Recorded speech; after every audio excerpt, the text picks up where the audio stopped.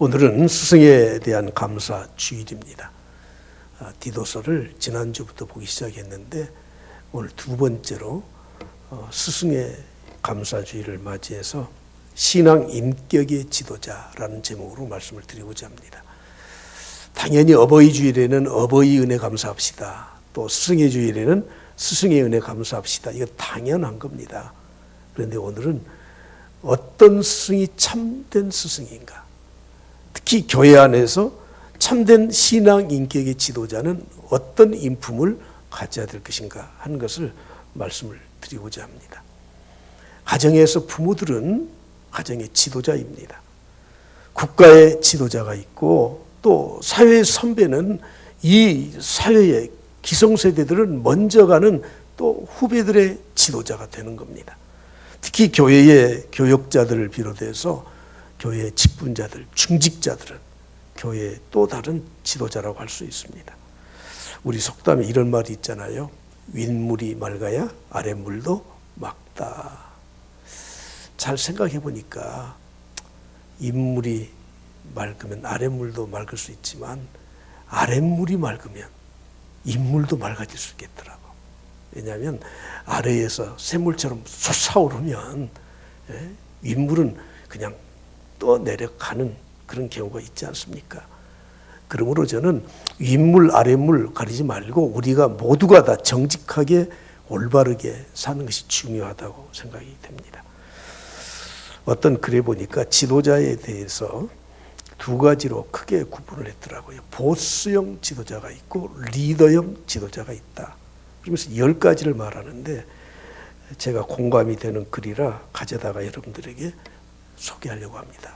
보스는 성과를 요구하지만 리더는 함께 만들어간다.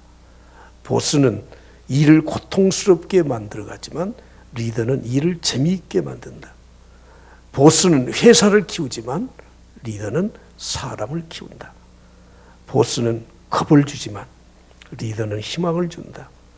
보스는 명령조로 말하지만 리더는 대화를 한다. 6번째, 보스는 단점을 지적하지만 리더는 장점을 칭찬한다. 보스는 권위에 의존하지만 리더는 팀워크를 유발한다. 보스는 내가 라고 말을 하지만 리더는 우리가 라고 말을 한다. 보스는 부하를 부리려고만 하지만 리더는 솔선수범한다.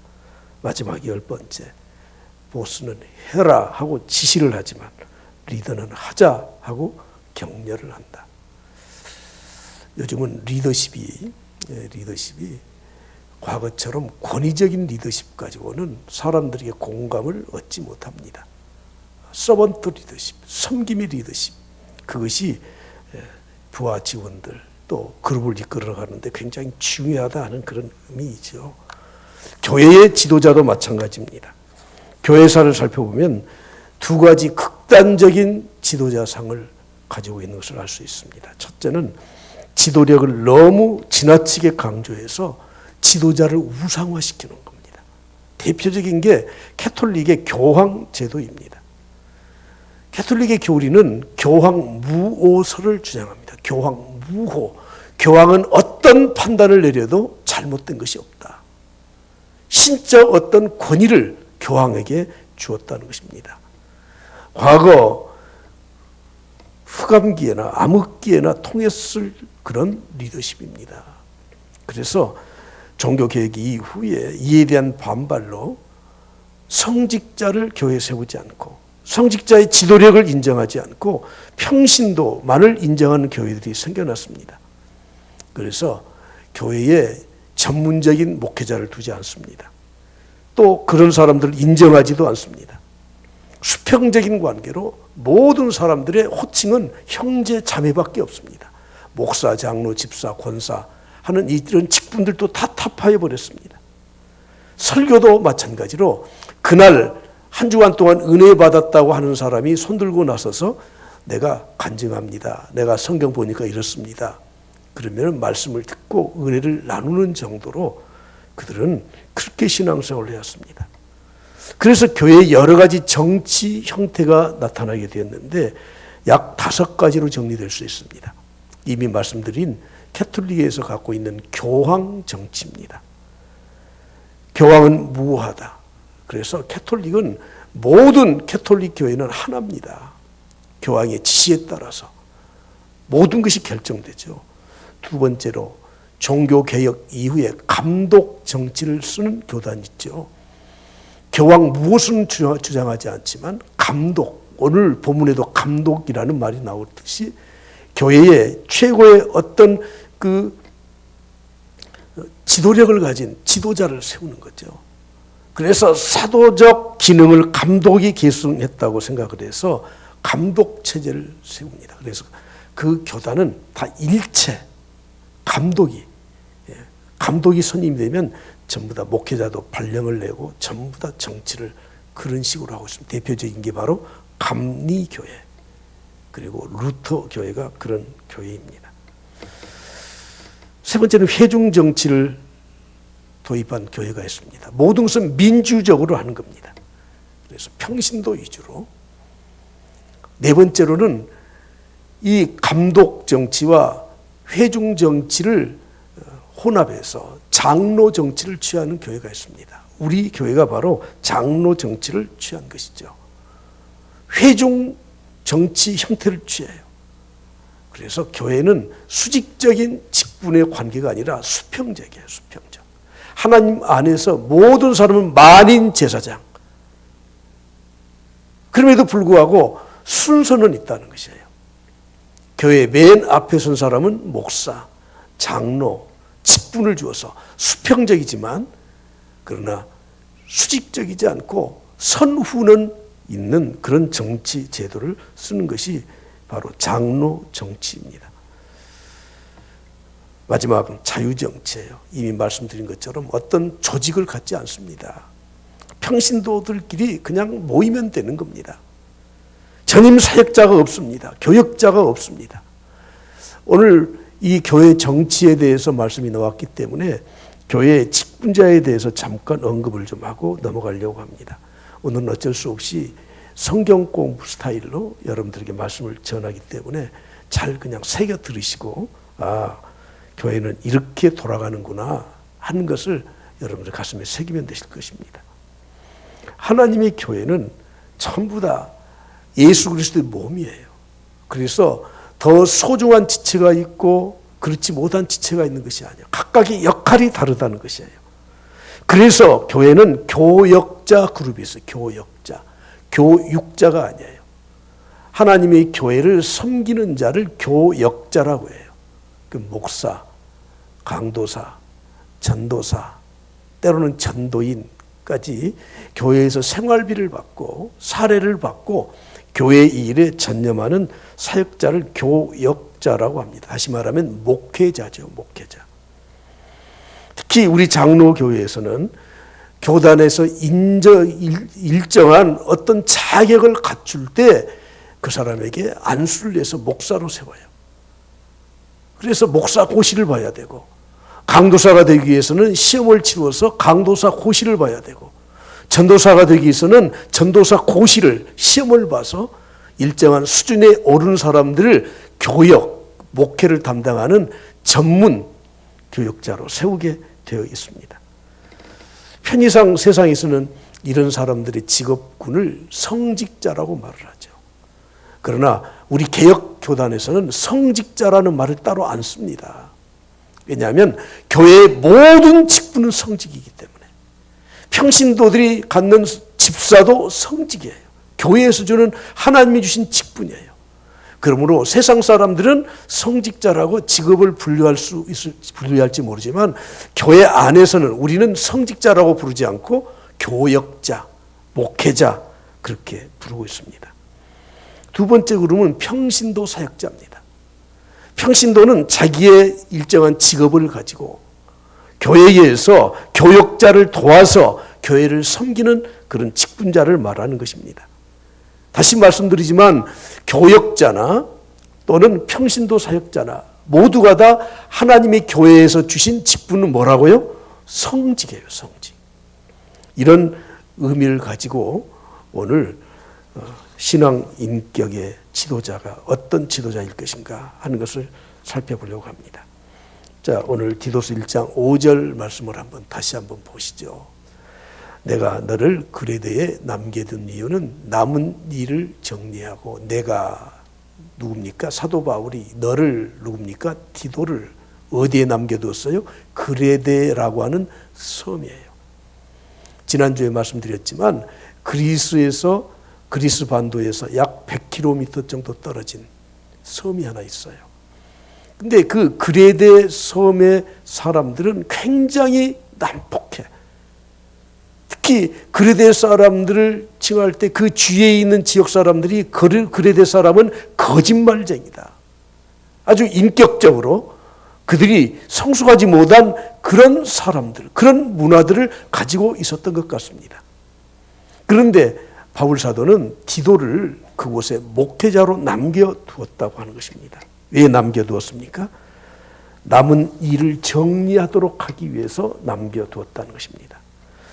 여러분, 교회에서 남아있는 일이 무엇입니까? 성도들을 바로 세우는 겁니다. 하나님의 자녀들을 성경에서는 성도라고 불러요. 성도. 거룩할 성자, 무리 도자. 거룩한 사람들, 거룩한 무리들이에요. 여러분, 이것을 단수로 말하면, 복수로 말하면 성도, 거룩한 무리지만 단수로 말하면 성자예요. 성자. 영어로 세인트예요. 우리의 신분은 이미 하나님의 자녀가 되어서 의롭게 되었기 때문에 용서받은 의인으로서 우리는 성도, 거룩한 사람이라는 거죠. 그런데 여러분, 내가 하나님을 알고 예수 그리스도를 믿고 하나님의 자녀가 되고 성도라고 칭함을 받았다고 해서 내 삶도 180도로 다 바뀌어서 거룩한 삶을 살아가는 사람은 세상에 없는 것 같습니다. 이 하나의 문제예요. 신분은 성도인데 삶은 거룩하지 못해요. 그래서 목회자가 해야 될 일은 바로 그런 성도들을, 신분이 성도인 그 사람들을 거룩하게 가르치고 양육하고 훈련시키고 그들을 도와주는 일을 하는 것이 교역자의, 목회자의 일이라고 하는 것입니다. 성경은 우리에게 분명하게 말씀합니다. 우리가 거룩한 사람으로 살아갈 수 있도록 하기 위해서는 딱 한 가지, 이것만 지키면 돼요. 그게 무엇입니까? 오직 말씀과 기도로 거룩하여짐이라. 따라서 합시다. 말씀과 기도로 거룩하여짐이라. 하나님의 말씀과 기도가 없이는 절대 거룩해질 수 없다고 성경은 딱 못을 박아놓았습니다. 내가 하나님을 믿어요. 예수 그리스도를 믿어서 하나님의 자녀가 됐어요. 그래서 용서받은 의인이에요. 하나님은 우리에게 말씀하십니다. 너희들은 성도다. 거룩한 사람이다. 신분은 거룩한 사람이 되었습니다.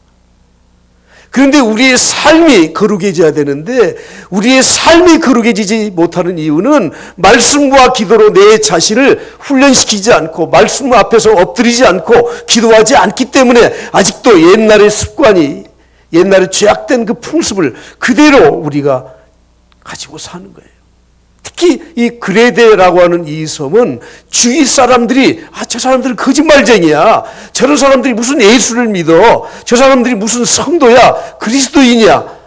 손가락질 받을 만한 그런 삶을 살고 있기 때문에 디도에게 남은 일을 맡겨주기 위해서, 그 남은 일이 뭐라고요? 목회인데 그것은 바로 그들을 도와서, 말씀과 기도로 그들을 도와서 말씀 앞에 무릎 꿇게 해서 저들이 철저하게 기도하게 해서 그들을 영적으로 돌보아서 거룩한 삶을 살도록 하기 위해서 디도를 목회자로 디도의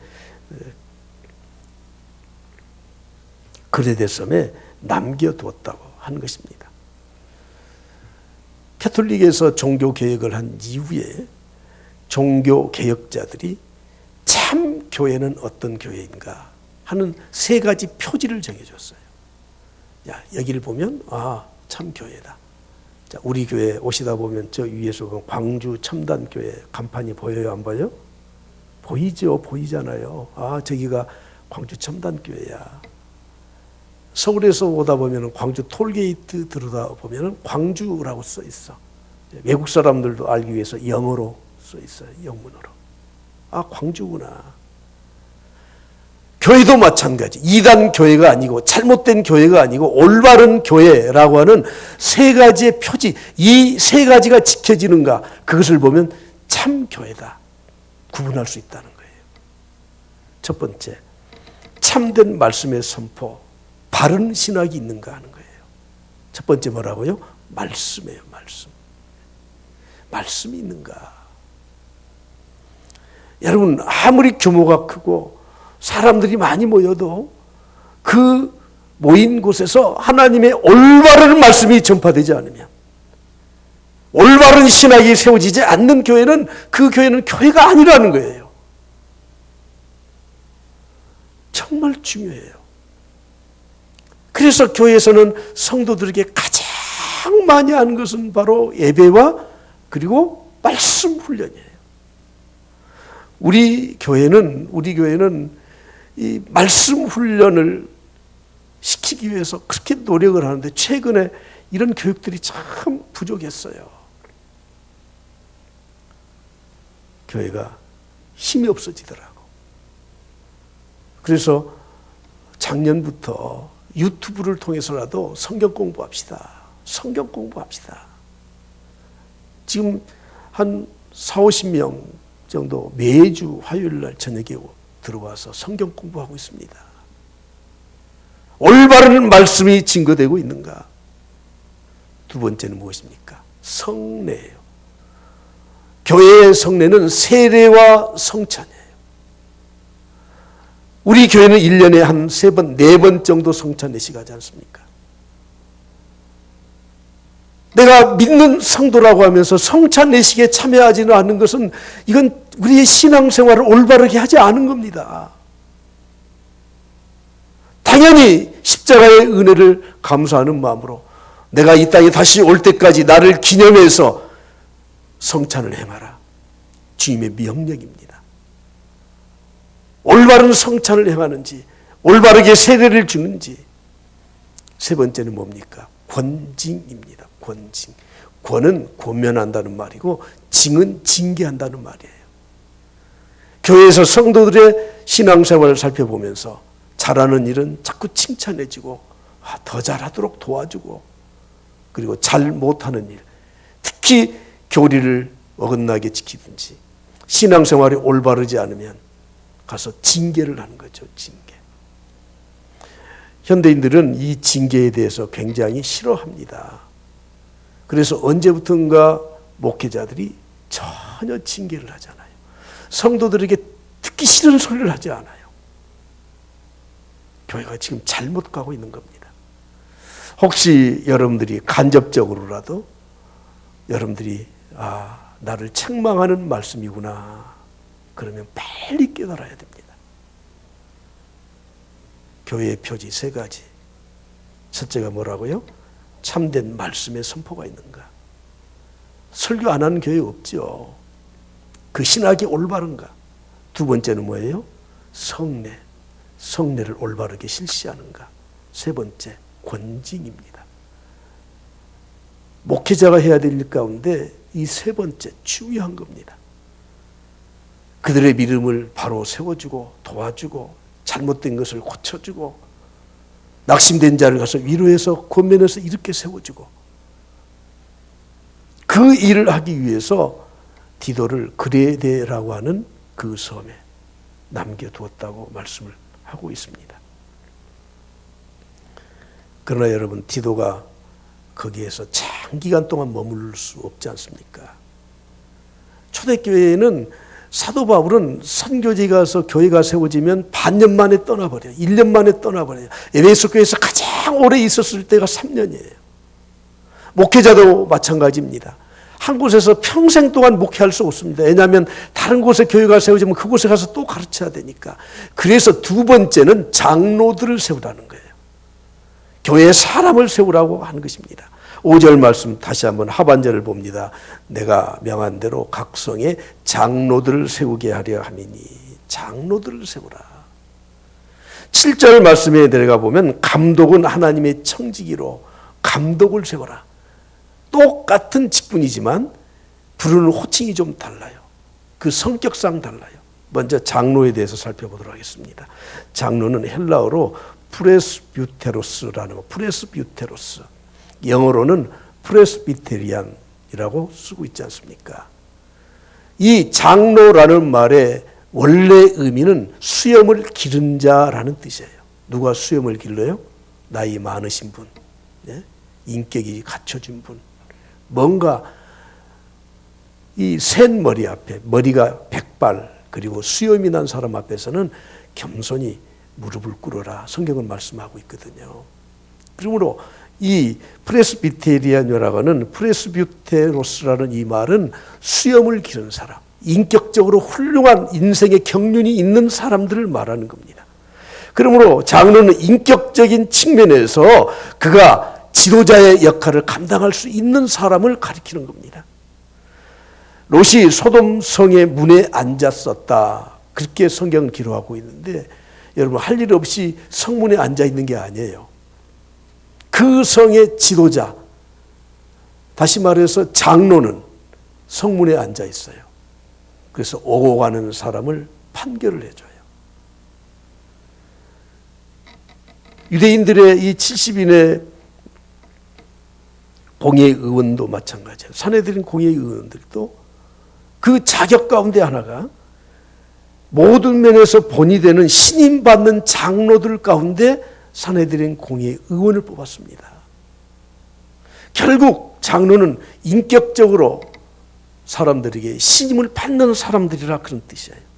다시 말하면 교회의 스승은, 교회의 직분자들은, 기성세대는, 집에서 부모는, 그리고 사회 선배는 가장 먼저 인격적으로 본이 될 수 있는 사람, 그 사람이 지도자가 될 수 있다는 것입니다. 두 번째는 감독입니다. 감독은 하나님의 청지기라고 말씀하고 있습니다. 자, 청지기는 일하는 사람이에요. 그러므로 장로는 인격적인 부분을 말하는 것이고 똑같은 직분이지만 감독이라는 말은 기능적인 면을 강조하는 것입니다. 에피스코팔이라는 이 말은 영어로 비숍으로 번역을 해놓았습니다.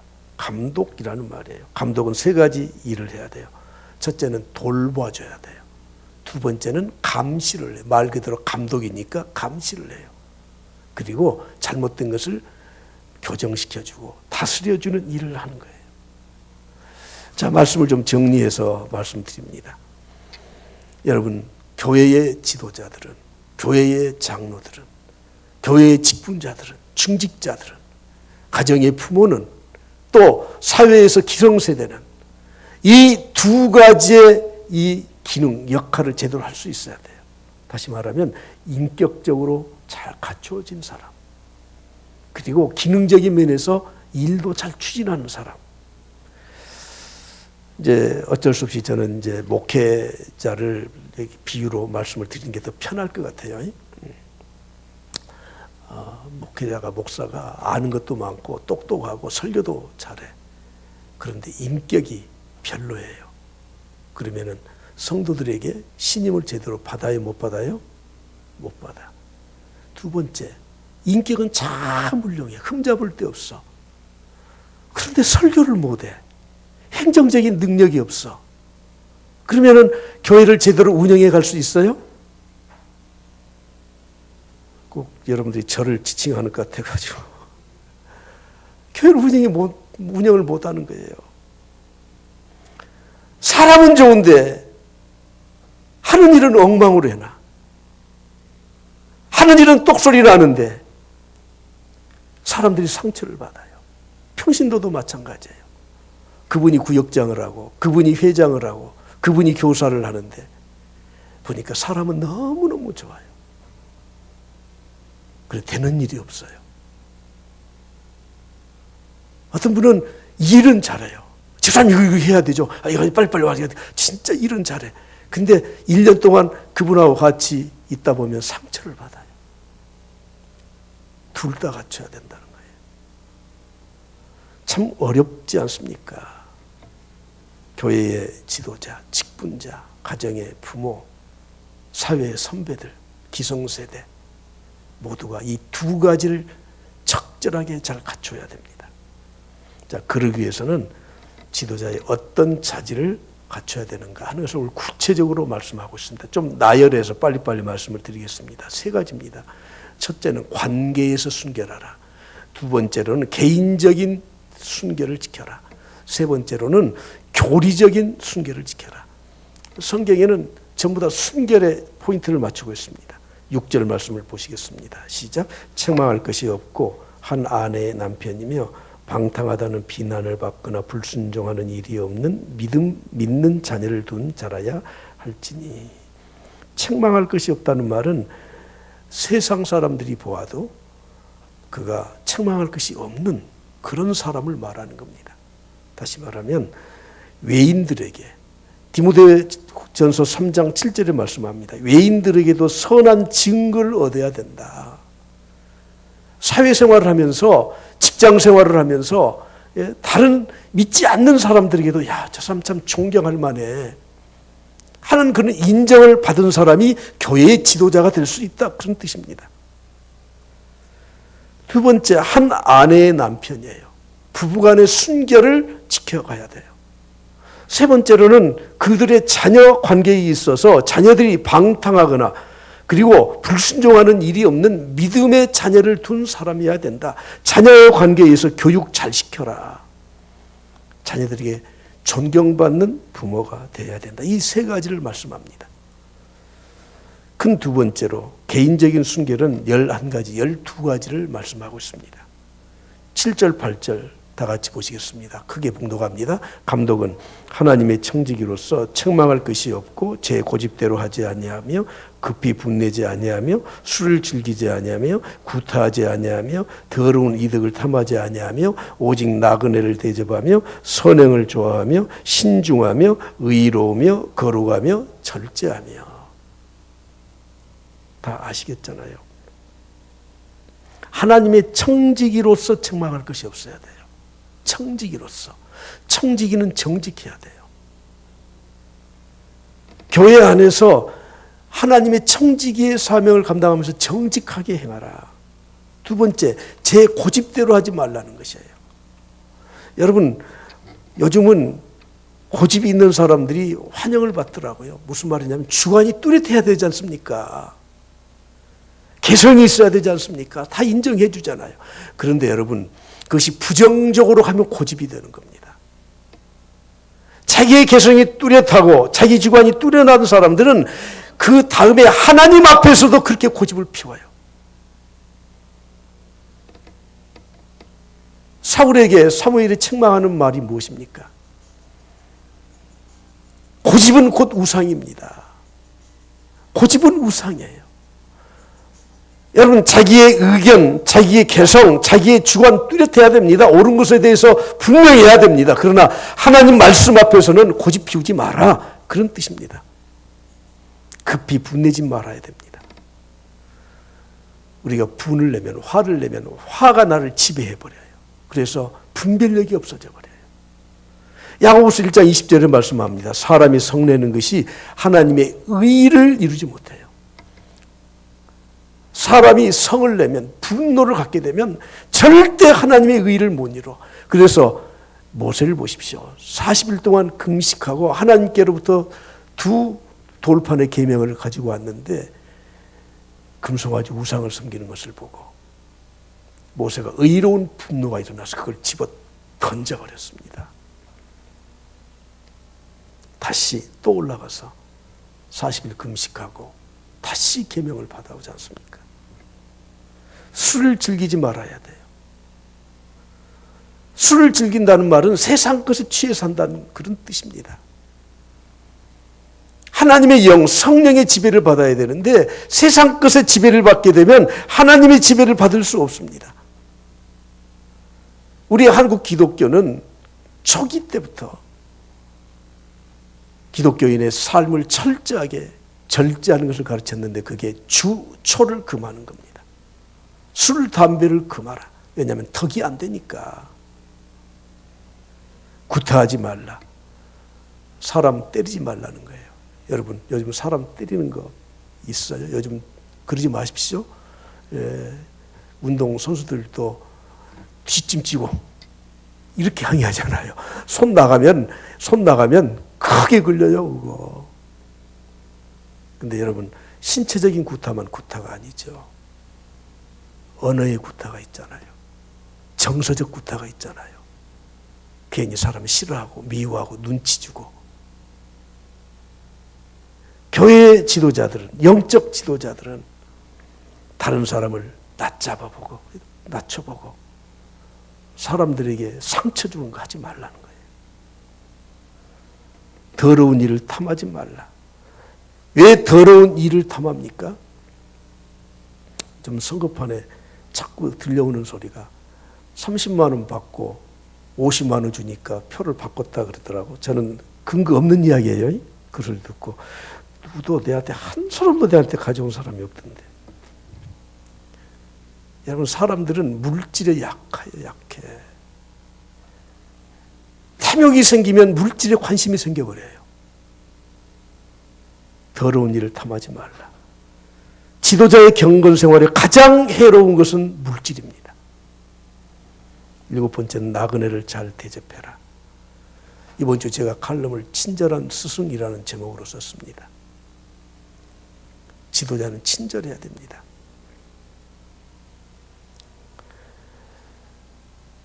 특히 초대교회에는 나그네들이 많았습니다. 선교사님들이 많았습니다. 복음을 전하는 나그네들이 많았습니다. 교회 지도자들은 복음을 전하는 그 복음 전도자들, 선교사님들, 목회자들, 힘든 사람들, 그 사람들을 잘 대접을 해줘야 돼. 여러분들이 교회에 혹시 농촌교회에서 힘들게 목회하시는 분들이 교회에 방문하거나 또는 선교사님들이 몇 년 만에 또 본국에 들어와서 잠깐 들릴 때 그들을 정말 따뜻하게 대해줘야 돼요. 수고했다고 손을 잡아주고 필요한 것이 없는지 물어보고. 교회 사역의 초점이 무엇입니까? 영혼 구원과 연약한 자들을 돕는 일이에요. 우리 교회 앞에 2층에 새들어 사는 그 가족이 다문화 가족이거든요. 온 지 얼마 안 돼요. 제가 지난번에 어디 태국에서 오셨어요. 말이 저 동남아 말은 좀 비슷하더라고요. 그래서 그랬더니 아니요, 캄보디아에서 왔어요. 교회 한번 오시죠. 근데 보니까 아침에도 와보십시오. 차가 없어요. 저 친구들은 한국에 사는 게 지금 굉장히 뭐 자부심이 있고 그렇잖아요. 그래가지고 주일 되면 쉬는 날을 모처럼 가족들 데리고 다 놀러 가더라고. 그리고 오토바이를 주로 많이 저녁에는 타는데 제가 11시에 집에 가려고 나가면은 그때서 부르릉 그리고 와요. 얘들 들쳐 없고 오토바이 부부가 2대 타고 와가지고 힘들게 어렵게 사는 사람 관심 가져줘야 돼요. 8번째, 선한 것을 좋아해야 돼요. 하나님이 오늘 내 생명을 오늘 살 수 있도록 하신 이유는 바로 오늘 내가 해야 될 선한 일을 할 수 있는 기회를 하루 더 주신 것입니다. 9번째, 항상 근신하는 자세로 살아야 됩니다. 근신한다는 말은 스스로 통제한다는 말이죠. 특히 신중하고 다른 사람에게 해를 끼치지 않는 것을 말합니다. 이번 수요일 저녁에 근신에 대해서 좀 자세하게 말씀을 드리고자 합니다. 10번째, 의롭게 또 거룩하게 살아라는 거예요. 그것은 바로 하나님의 성품을 닮아가라는 것이고, 마지막 절제할 줄 알아야 돼요. 자신을 잘 컨트롤해라. 좀 나열해서 말씀을 드렸지만, 감독은 이런 인간적인 신앙의 인격에 성숙된 인품을 가져야 된다. 첫 번째는 관계의 순결, 두 번째는 자기 자신에 대한 순결, 세 번째로는 교리적 순결이에요. 첫 번째, 두 번째는 믿지 않는 사람들도 그렇게 살려고 노력을 해요. 그리고 어떤 면에서 우리 믿는 사람들보다 인격이 더 훌륭하신 분이 있을 수 있어요. 그러나 교회 안에서는 그것보다 더 중요한 게 있는데 교리적인 순결이에요. 9절 말씀을 보십시오. 밑분 말씀의 가르침을 그대로 지켜야 하리니. 밑분 말씀, 신뢰할 수 있는 말씀, 절대 지켜야 될 그 말씀을 그것을 잘 가르쳐라. 그리고 그대로 지켜라. 이렇게 말씀을 하고 있습니다.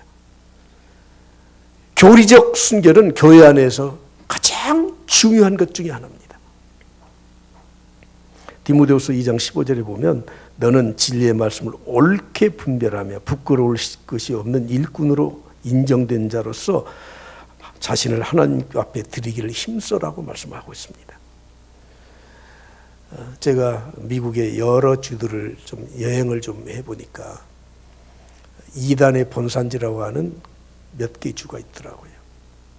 여호와의 증인, 또 몰몬교, 유타주의 몰몬교. 그런데 그 이단 종교를 추종하는 사람들이 대체적으로 보면 굉장히 착하더라고. 죄송하지만 신천지는 좀 한국에서 나와서 이상한 이단이에요. 저 사람들은 막 그냥 막 공격성이 있고 그냥 막 가서 해치고 뭐. 설교 녹음돼서 이제 이러면 또 저 고발할지 모르지만. 이단들의 특징이 뭐냐면 잘못된 교리지만 자기들이 가진 교리를 절대 신봉하고 지키려고 하는 확실한 신념이 있어요, 그 사람들은. 그래서 성경에 이렇게 하지 마라 그러면 정말 안 하려고 노력하더라고요. 문제는 뭡니까? 그렇게 사는 것도 중요하지만 올바른 교리해야 된다. 올바른 교리. 교회를 개척하면 첫 번째 목회자의 이 사명 또는 부담이 뭔 줄 압니까? 교회를 부흥시키는 거예요. 그래서 교회 성장 세미나에 갔더니 이렇게 말하더라고. 여기 오신 여러분들은 교회가 부흥이 된다고 하면 양잿물도 큰 것 집어 먹으실 것이죠? 여러분 목회자의 마음을 좀 헤아려야 돼요. 그래서 어떻게든지 개척교회에 미자립하는 그것을 헤어나기 위해서 목회자들은 가장 이리저리 이 세미나 저 세미나, 저도 제자훈련 세미나도 가고 또 비냐드 운동하는데 거기도 뭐가 있나 가보고 다락방 세미나 모르고 다 갔더니 나중에 다 그런 것들이더라고요. 드레스디아스라고 하는 키톨릭에서 온 그런 것도 가보고 여러 군데 가봐요. 평신도도 마찬가지예요. 신앙생활 열심히 하려고 하는 사람은 이 기도원 저 기도원 이 강사 저 강사 이리 따라다니고 은사운동 따라다니고 그래요. 신앙생활 제대로 하려고 하지 않는 사람은 그런 관심도 없어요. 근데 문제는 거기에서 잘못된 신앙관이 들어오고 영적인 잘못된 오염이 되게 되면 인생을 망치고 신앙을 망친다는 것이에요.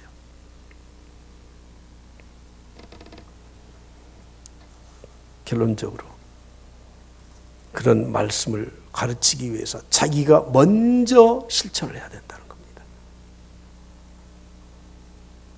삶의 메시지가 있지 않으면 아무리 말의 메시지가 좋아도 그 말에 영향력이 없습니다. 자기가 전도하지 않는데 전도합시다. 그러면 평신도들이 먼저 콧방귀를 껴요. 자기가 물질 헌신을 하지 않으면서 물질 헌신에 대해서 설교하면은 사람들이 귓등으로 들어요. 그러므로 신앙 인격을 갖춘 지도자의 결론은 그겁니다. 올바른 교리 안에 서서 삶의 성숙된 인격을 가지고 자기가 솔선수범해라.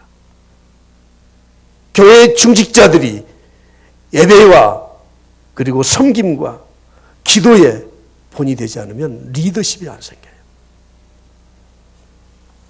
오늘 저는 여러분들에게 우리 교회가 다시 부흥의 길로 가기를 원합니다. 할렐루야. 그러기 위해서는 우리가 먼저 믿었기 때문에 직분을 가졌기 때문에 다 지도자들입니다. 오늘 디도서에서 있는 말씀처럼 신앙에게 훌륭한 인격을 가지고 사람들에게 본이 될 뿐만 아니라 내가 복음을 전하고도 하나님께 버림받는 인생이 되지 않길 바랍니다. 하나님께서 주신 이 은혜가 우리 모두에게 있길 그리스도로 간절히 축원합니다.